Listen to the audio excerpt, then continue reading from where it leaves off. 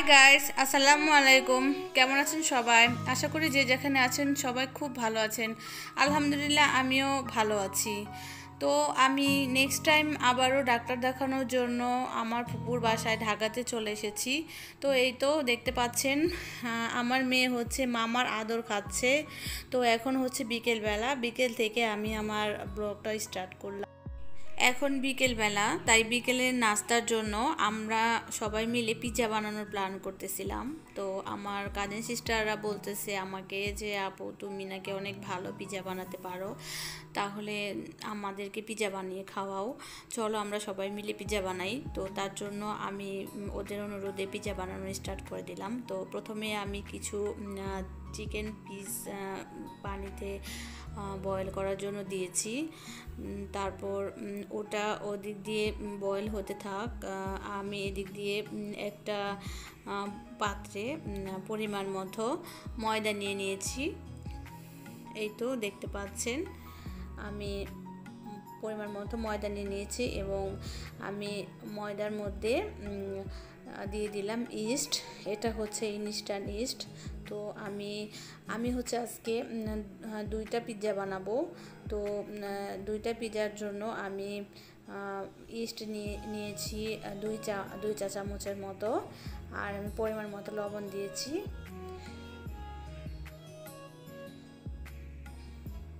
আর এখন দিলাম 1 চা চামচ চিনি। তো এখন আমি এই ড্রাই উপকরণগুলোকে হাত দিয়ে ভালো করে মিক্স করে নিতেছি। এই ড্রাই উপকরণগুলোকে হাত দিয়ে ভালো করে মিক্স করে নেওয়ার পর আমি এখন দিয়ে দিতেছি হালকা কুসুম গরম দুধ। তো হালকা কুসুম গরম দুধ দিয়ে আমি পিৎজার ডোটা বানিয়ে নেব এখন।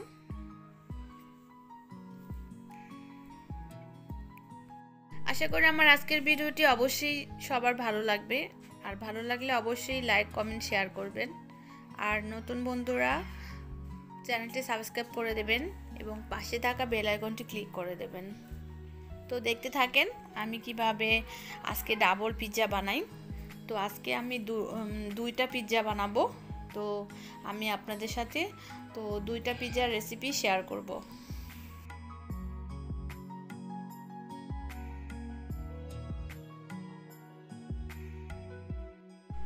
পিৎজার ডোটা কিছুটা আঠালো টাইপের হবে।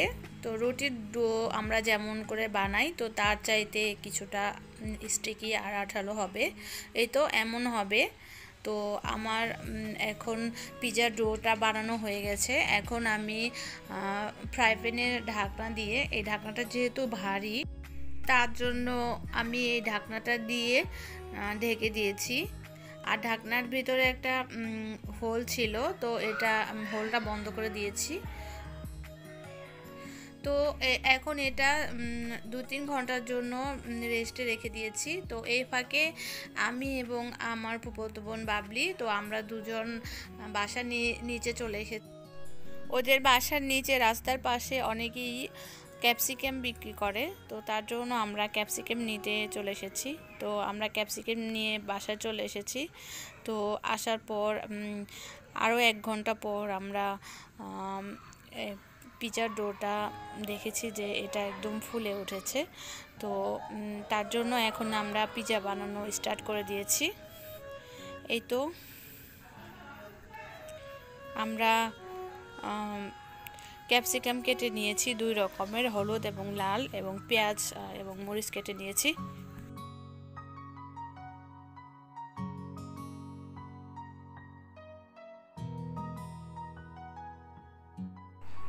একটা কাঁটা চামিচ দিয়ে পিৎজার রুটিটাকে এমন করে হোল করে দিতে হবে, কারণ তা না হলে এটা অনেক বেশি ফুলে উঠবে। তার কারণে একটু ভালো করে কাঁটা চামিচ দিয়ে এভাবে কেচে দিতে হবে। এ তো দেখতে পাচ্ছেন, আপনারা এভাবে করে নেবেন। তারপর পিৎজার রুটিতে এভাবে পিৎজা সস লাগাতে হবে। এই তো ভালো করে আমি পিৎজা সস লাগিয়ে নিতেছি। সিদ্ধ করা চিকেন পিসগুলো আমি হাত দিয়ে ছিঁড়ে নিয়ে সামান্য গোলমরিচ গুঁড়ো এবং সামান্য পরিমাণ আদা রসুন পেস্ট দিয়ে ভালো করে ভেজে নিয়েছি। তারপর আমি এগুলা এখন পিজার রুটির উপর বিছিয়ে দিয়েছি। তারপর আমি ক্যাপসিকামগুলোকে দিয়ে দিয়েছি, তারপর দিয়েছি কিউব, তারপর এখন দিতেছি কিউব করে কেটে রাখা পেঁয়াজ। এই তো দেখতে পাচ্ছেন আমি সুন্দর করে সাজিয়ে দিতেছি কিউব করা পেঁয়াজগুলোকে। চিকেনগুলোতে অবশ্যই লবণ দেবেন, যেটা আমি বলতে স্কিপ করে গেছি। যাই হোক, এখন আমি কাঁচামরিচ কুচিগুলো দিয়ে দিতেছি। এই তো দেখতে পাচ্ছেন আমি সুন্দর করে সাজিয়ে দিয়ে দিলাম। তো এখন আমি গ্রেট করা চিজ দিয়ে দিতেছি। চিজগুলোকে সুন্দর করে গ্রেট করে আমি দিয়ে দিতেছি পিজার উপরে।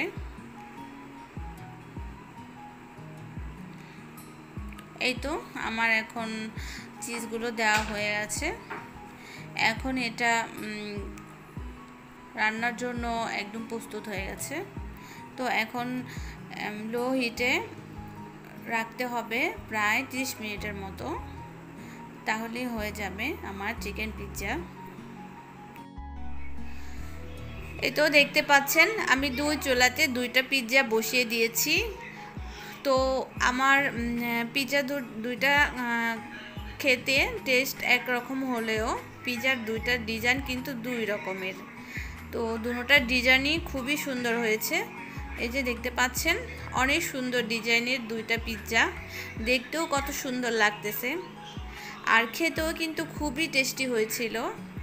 কারণ আমি এই ভয়েসটা তো আমার পরে দেওয়া, তো পিৎজা আমাদের খাওয়ার পরে আমার এই ভয়েসটা দেওয়া। তো পিৎজা দুটোটাই খুবই টেস্টি হয়েছিল এবং সবাই খেয়ে খুবই বলেছে যে খুবই টেস্টি হয়েছে। তো যাই হোক, দেখতে থাকুন, আশা করি আমার আজকের ব্লগটি ভালো লাগবে। পরিবেশনের জন্য পিৎজা একদম রেডি। এই তো দেখতে পাচ্ছেন আমাদের পিৎজাগুলো খুবই সুন্দর হয়েছে আর খুবই লোভনীয় হয়েছে।